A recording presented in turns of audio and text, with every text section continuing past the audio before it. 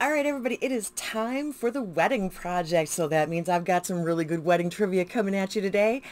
Before I get started on all of this, I am going to ask you to please do all of the things, and you know what they are. So this project is technically called Something Old, Something New, Something Gifted, Something Blue. It started from a conversation between Misty and Jessica Lee. So Jessica, in a sense, thought of the wedding rhyme, and that sparked what this project is that she kind of created for Misty. I give them both credit. I think they both deserve it. So here's how this works. This started, and I actually looked it up this time because I never remember. It started January 24th of 2022. I think I got that right. It doesn't have an end date. There are simply 4 items in this project: an old, a new, a gifted instead of borrowed, and a blue. The hashtag for this is hashtag old new gifted blue. It's monthly updates. You pick your products, you set your goals. It's only 4 things. It's pretty simple. You don't even have to do it the way that I do it, where I try and use small things that I can finish up in a month or relatively close to. Other people have put things in for longer periods of time and then just done updates. The updates don't even have to be every month. I don't know. I don't know who's still doing this. I have a list of people. So I've got Misty, I've got Jessica, I've got Andrea, I've got Sam, first time panner. Andrea's pretty as a peacock. I have a bunch of people on Instagram, and now I'm going from memory, and now I'm forgetting people. So I apologize for that. I don't mean to forget you guys. My brain just doesn't work. Everybody is in the description box. Make sure you check them out because there are several people doing this on Instagram. There are a few of us doing this on YouTube. But if I am missing you, please let me know in the comments so I can update this because I don't always know who's doing what. So this is a kind of drop in, drop out whenever you want type of thing. It is just ongoing. All right. I don't know that there's anything else you guys really need to know. I think that pretty much covers it. I didn't really have a lot of notes for how this started. So what I traditionally do is I give you what I had in the project, and then I give you trivia. And then I give you what I'm bringing into the project, and then we have a music moment. That's my plan of attack. Let's hope this goes to plan. So for July, what I had put in for my old was this really old Meaningful Beauty. What is this? This is the firming serum. It was a 0.27 ounce, 8 milliliter. It wasn't new. It's an airless pump type of thing, but there was no way to measure it because I don't see a hole in the bottom. I can't even read what that says. Anyway, I finally finished this off. It's been sitting around my house for I don't know how long. It didn't smell bad. It didn't break me out. I used it up. So that's just gone. Thank goodness. Then for the new, I had brought in this little Biossance. This is a squalene and tea tree cleansing gel. This was a 1/4 of an ounce. It only had 7.5 milliliters of product. I did empty it out, but it looks like there might be a couple little dribbles sticking to the side. I got everything out that I could. This is a gel thing, so it literally just dispensed very quickly because of the, just that, it was just a little squeezy tube. So I didn't cut it open because it wasn't like there was a lot of product where I should be scraping it. It was in my shower. It's wet. That's going in the empties. That's done. Then gifted, I have this adorable little bottle. This is the new MAC Fix Plus. This is the Stay Over, which is the alcohol-free version. I use this as a skincare stuff, and I actually took it with me traveling. It sounds like there's a little bit left, but it was just spitting at me. So it is empty. Yeah, there's nothing in there. That is going to go in the empties. I may keep that bottle because it's really handy for traveling. Not the point. All right, yeah, that was a less than half an ounce. It was 0.44 ounces, 13 milliliters, completed. My blue item. This was another oldie but goodie that was floating around in a drawer in my bathroom.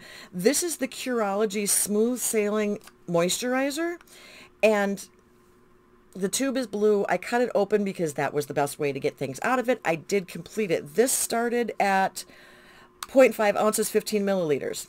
That is also going in the empties. So we have 4 empties. I know they're little ones, but they're empties. So I'm taking that as a win. Now, okay, we're going to make noise because I'm going to scooch over. Because I got notes. Because of course I got notes. Because I found one that I had never heard of, knew nothing about, and decided that you all needed all of this information. Because it can occur next year. There is such a thing as leap year proposals. That's right. February 29th, which only occurs every 4 years, will actually happen again in 2024. So I thought this might be something that you might want to know. I'm joking. Sarcasm is strong with the crazy train. Okay, so basically what this is, and I am going to tell you right now, I grew up with February 29th being called Leap Day. So I'm going to use leap year and leap day somewhat interchangeably, and I will always mean the 29th of February. Now, what the tradition is on this is that this is the day that women can propose to men. All right, this was something that became normalized in the 19th century. I realize this is irrelevant pretty much today, but it was a thing where everything was contingent upon the male making the proposal to the female.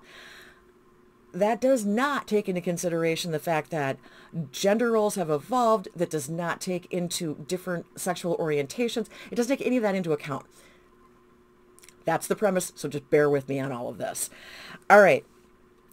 The date of February 29th is also known as Bachelor's Day, and I couldn't find a really good reason for that. I don't know why it would be called Bachelor's Day. It should have been called Ladies' Day. But it is also known as ladies' privilege. Let's talk about some archaic terms. All right. So this is based on a legend, and I thought this was actually pretty cool. The legend is, in the 5th century in Ireland, there was a nun named Saint Bridget of Kildare. Now, she was complaining to St. Patrick that it wasn't fair.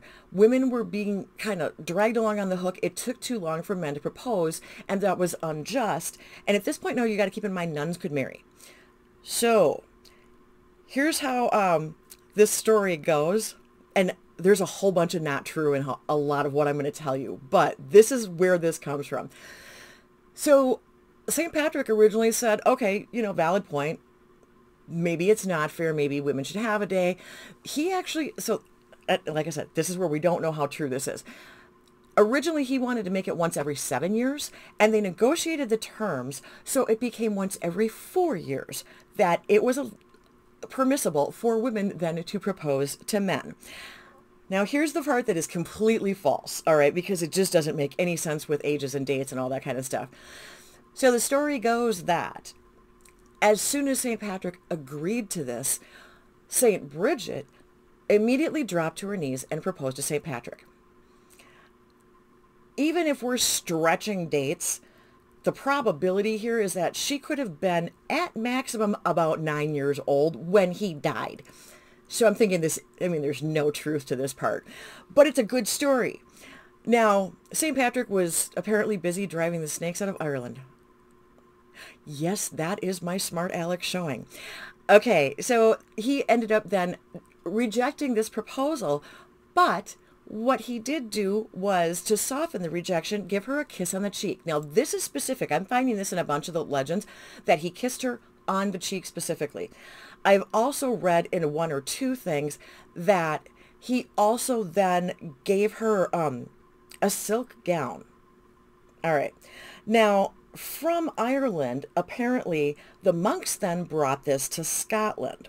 Okay, the Irish monks did this. And this is where the legend starts to expand a little bit. So here's what happens when we get to the Scots. In 1288, the Scots passed a law that allowed women to propose on Leap Day, but it also says that a man who declines the proposal must pay a fine. There is also another probably not true rumor at all that says that allegedly the unmarried Queen Margaret, who was 5 at the time this was supposed to have happened, put a rule in place that women proposing to men must wear a red petticoat while proposing. So while they're on one knee, they have to have the red petticoat. Complete crock, but is part of the legend. So we're going to just go with this. Now, the reason that I know that this is a complete crock is because there's absolutely no record existing of this being true. All right. Now, in English law, February 29th was ignored because it only occurred once every 4 years. There was no legal status for that day, and thus it allowed women to then circumvent the whole custom, which was not fair, that men must be the ones to propose. Now, in the U.S., because of course we have to dilute things and transfer them even further, Leap Day is most commonly associated for us with Sadie Hawkins Day. Sadie Hawkins is actually a fictional comic book character from the Little Abner comic book that was written by Al Capp. I don't know enough about the comic book to tell you any kind of characterization of this character, but that was who Sadie Hawkins was. Now for us, and this is something I actually remember because we had this when I was in high school, what normally happens is they've instituted a Sadie Hawkins dance, and all that means is that girls ask the guys to be their date to the dance instead of waiting for a guy to ask them out. And it wasn't on Leap Day. I don't even know if it was in February. It may have been. I don't remember. But I do remember having Sadie Hawkins dances at school. They were fun. Dances were fun. Nothing serious. It wasn't a marriage proposal. It was no big deal. So it's super diluted here in the U.S. And I don't even think most people associate Sadie Hawkins with Leap Day. Just saying. But the reason that they think that it became the Sadie Hawkins dance thing for us, which it has been practiced for years and is practiced in more than just Minnesota, is because of the English tradition where when you would go to balls or fetes of some kind, women had like dance cards. And so men would have to like request a slot on their dance card. So they were always the ones that were initiating it. They were always the ones that would ask a woman to dance. And I think that's what we took from it and flipped it around to get to the Sadie Hawkins thing. Okay, now let's talk about what happens when the man declines and the fines. Now, the fines could range anywhere from a kiss to a £1 note. Could be, I actually read one and I don't remember what I read it in because I couldn't find the reference again. But somewhere it had evolved to a fur coat. But more commonly, it's going to be like a silk gown. And then the one that became really big, and this is based on European traditions, and the literature supports this, that it's 12 pairs of gloves, most often silk gloves. The idea being that the gloves are to hide the woman's shame from not having the ring. Now, I don't know if the 12 pairs is because there are 12 months in a year, and that doesn't make any sense because this only occurs once every 4 years. So I don't know. I'm not entirely certain. But 12 pairs became like something I was finding throughout the stories, and that seems to be a pretty standard type of payment. Now, the idea of the silk gown being a payment is because of that part of the legend with St. Patrick and St. Bridget, where in addition to the kiss on the cheek, he gave her a silk gown. There's no records of any of this, you guys, so I don't know how this all became folklore, but I mean, this is all this is folklore. All right, now other folklore suggests that a man who declines will suffer severe bad luck and ill fortune. That's, I mean, and I think, I reference all these articles. I think one of them actually says something about like the proposal you can't say no to. And it's kind of that because declining that proposal is, it curses you, essentially, is kind of what it is. Now, the other thing that I found is that the 12 gloves could have come from Denmark, but I'm not sure. Now, in Finland, this is specific. The rejection must be softened by enough fabric, and it doesn't specify silk here, but it has to be enough fabric to make a skirt. Interesting how these things became so specific from something that we don't even know if there's any truth to it, which I find kind of interesting. All right, so this is Leap Day in other countries has some pretty strong standing. Now, Greeks believe it is unlucky to get married in a leap year. There was some kind of statistical study, don't know how scientific this might be, but it actually said that about 20% of couples would actually avoid getting married in these years. They believe that most of the marriages that do occur during a leap year will end in either divorce or death. One of the partners would die. That's always really pleasant. The other thing to know about the Greeks is that couples who separate or divorce during leap year are said to never find happiness again, which actually would prompt certain people to stay married until the next calendar year. Some traditions and belief systems are really strong and they can affect your behavior. All right, now Italians believe that it leads to bad luck because women are erratic. I'm just going to let that go. Now, Russians, Ukrainians, and Taiwanese believe leap years are bad times to wed or buy a house. It says that it is expected that there will be poor weather and greater risk of death during leap years. So that is why you do not get married or buy a house. The Chinese, on the other hand, believe it is lucky.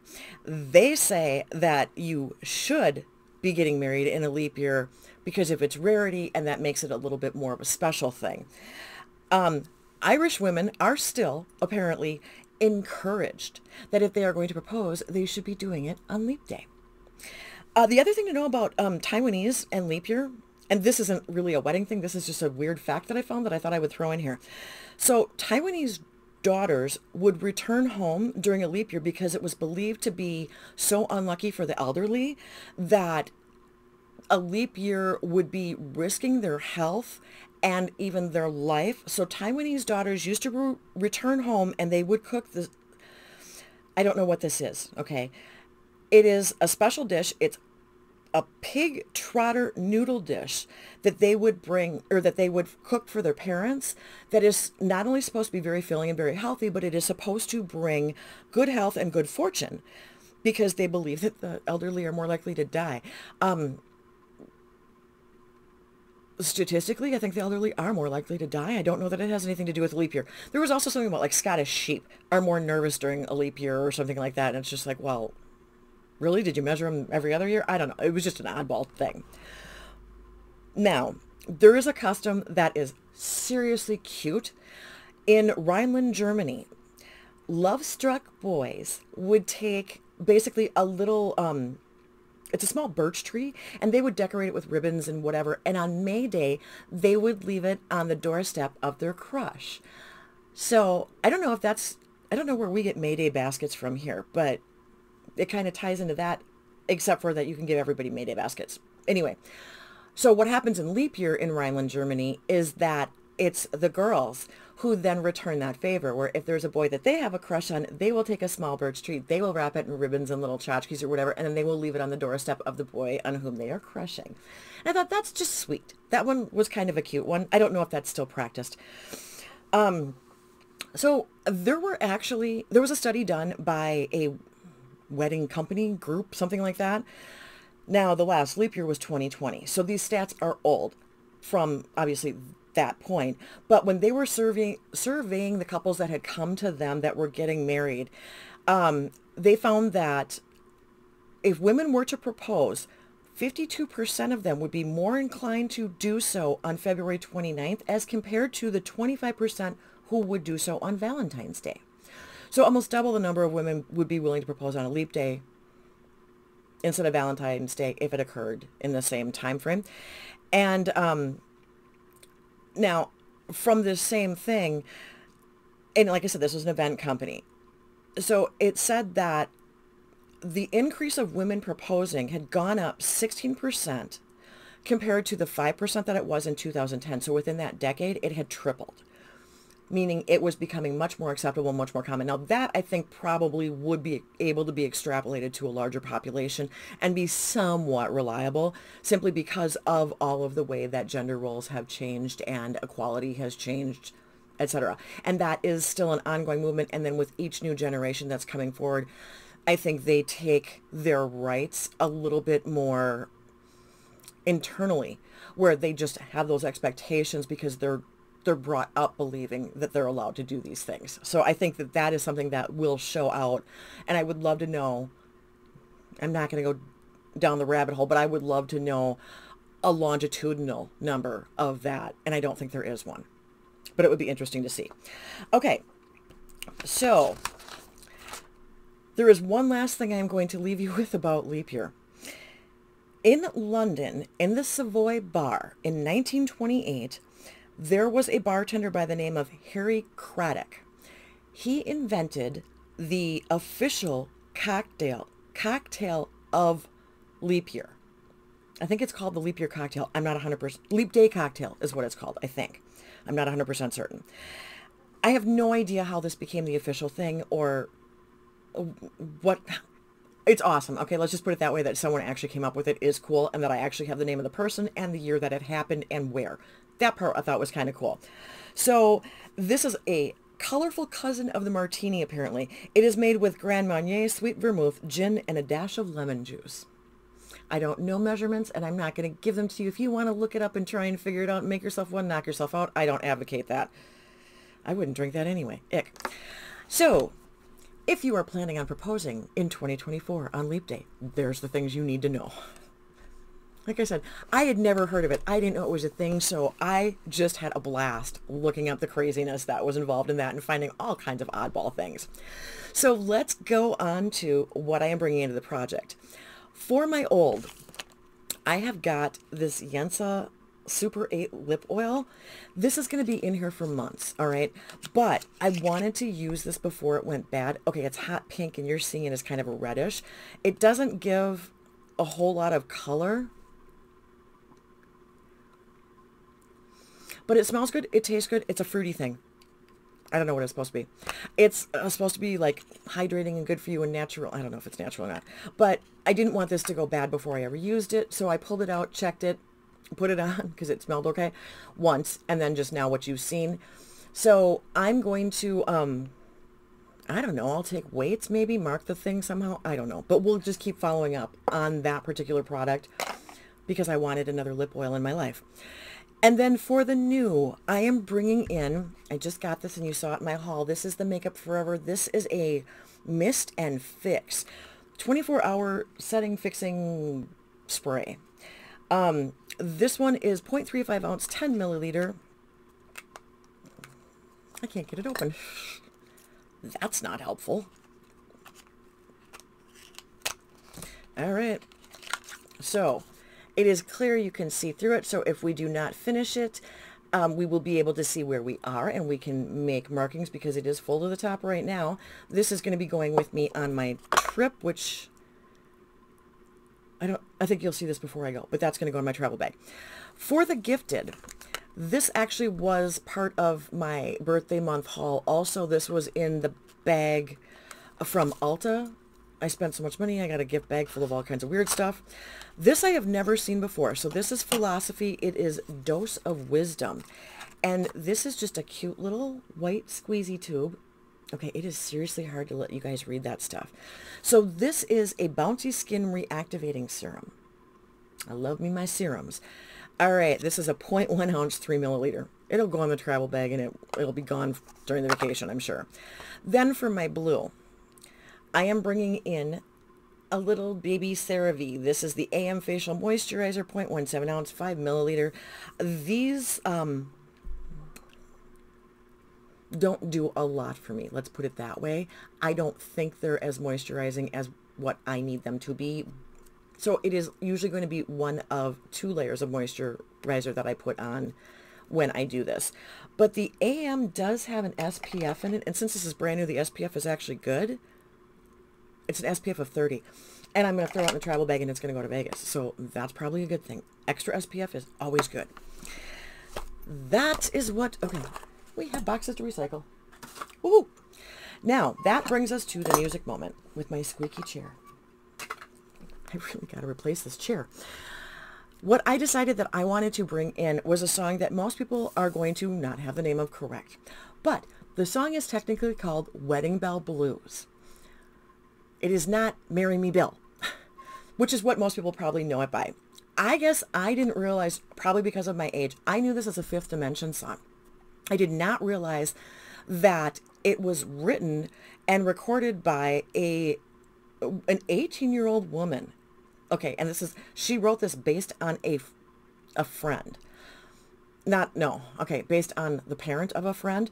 Her name is Laura, and I think it's pronounced Nyro, it's Nyro. She had a fairly long career that I knew nothing about. I don't know if I don't remember her or if I actually had never heard of her, but I know she was a pianist. I looked through and there were tons of album covers and all kinds of different stuff. So this is based on an affair that actor and nightclub owner Bill Carter had in the 1950s with singer Helen Merrill. This Helen Merrill was the mother of Laura's friend Alan Merrill. That's how she knew about this. And the storyline of this song is from the perspective of a woman who is kind of like not getting frustrated, but is waiting for her boyfriend to propose to her. And she's wondering, like, am I ever going to get there? Is it ever going to happen? Am I ever going to see my wedding day? So it carries dual themes of adoring love and frustrated lament is what it says. I think, okay, that's kind of funny. Now, something happened with the record when Laura recorded it, and because she wasn't allowed to do it with the arrangement that she wanted, she basically ended up disowning the entire album.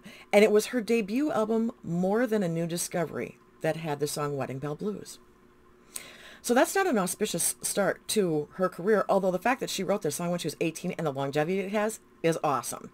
Now, like I said, I knew the Fifth Dimension version, and that was the one I probably heard on the radio, and that's probably why I knew it.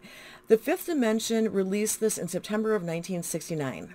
So I literally grew up hearing this song, and the reason that I know as much as I do about the Fifth Dimension is cringeworthy. Marilyn McCoo, who was part of the Fifth Dimension, was actually the host for Solid Gold, which was a horrible show back in the day. But that's kind of what I remember her for, and I remember her singing, and I knew that she was part of the Fifth Dimension. Now, when they did this song in 1969, something happened where, like, I don't know if a manager, I don't remember who it was, or I don't even know if it says who it was, that found out that she was actually engaged to Billy Davis Jr., who was also a member of the Fifth Dimension. When they recorded this song, they were not yet married. They did get married in 1969. They are still married to this day. They are, I think she's not quite 80 and he's in his 80s. So they've been married for quite some time, because I don't know when in 69 they got married, but like I said, that was the year I was born. So they've been married over 50 years. Let's just go with that. We all know how old I am.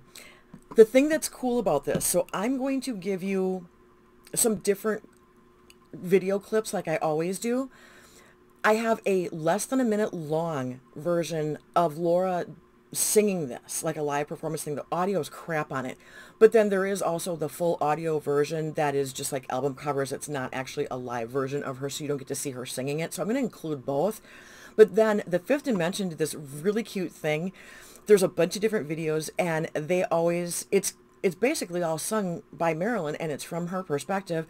And so she's kind of like, there's a video I'm going to link is a really nice clear one, and I don't know, I can't remember if it's an American Bandstand or not, but she's kind of dressed up like in a wedding looking dress, and she's singing to him, and he's kind of like, you know, looking around and giving her funny looks and like kind of walking away. And the rest of the band is also dressed like their attendants for the wedding. So it's cutesy in some ways, but they do a really good version of it. Her voice, I'm not a huge Marilyn McCoo fan, but her voice is really nice. This is a really good song. It is very pleasing to the ear. All right. So they did obviously release it as a single. For them, it actually hit #1 on the U.S. pop singles chart, spending 3 weeks there in November of 69. So it also made an appearance on the U.S. R&B singles chart. There it hit 23. So it was kind of a crossover for them, which was not super, super common for them. It was the second of their 5 #1 songs on the U.S. Adult Contemporary chart. It also hit top 5 in Canada for them. It became a platinum record. So it was a very successful version for them. And I don't know that Laura had that success with it. Like I said, she kind of disavowed it, so because she couldn't do it the way she wanted to. So anyway, the thing that I didn't realize and surprised me is that Morrissey, as in Morrissey from the Smiths, the English guy, who I was actually just talking to my friend about the other day, and we were talking about how the Smiths songs are really good. They're really catchy. And then when you listen to them, they're truly depressing. The man has made a pretty good career on being morbid and morose. But Morrissey did this. There is an album that he put out on April 10th of 2019 called California Sun, and it is basically a cover songs album. So it's cool to see that he's still out there, still recording. His voice is pretty good. I think I have a live version that I will link for you. Every other version I found had the music set to some kind of film, which was distracting. So I found a live version. You will see him singing it, but the part that you're missing is that when he did this song actually features Billie Joe Armstrong of Green Day and Lydia Knight of The Regrets. If you don't know who The Regrets are, you should check them out on YouTube. They are a band I follow. So, kind of interesting to have both of them in there, but I'm unfortunately giving you a live version of just him where they are not there. That's what you're getting from me. All right, so description box will link you to everybody that I know of that is in this. I'm going to give you some fun videos to watch. I definitely, if nothing else, recommend go check out that Fifth Dimension version. It is really cute. I love the way they actually made it an act. I think that's kind of fun. And I figured since this is one of the projects that I was talking about for the trivia part about the frustration of women having to wait for men to propose, this song fit the theme perfectly. So there you have it. Check everything out for your viewing and listening pleasure. Thank you for spending your time with me. I truly appreciate it, and I hope you enjoyed it. Until next time, everybody, see ya. Bye.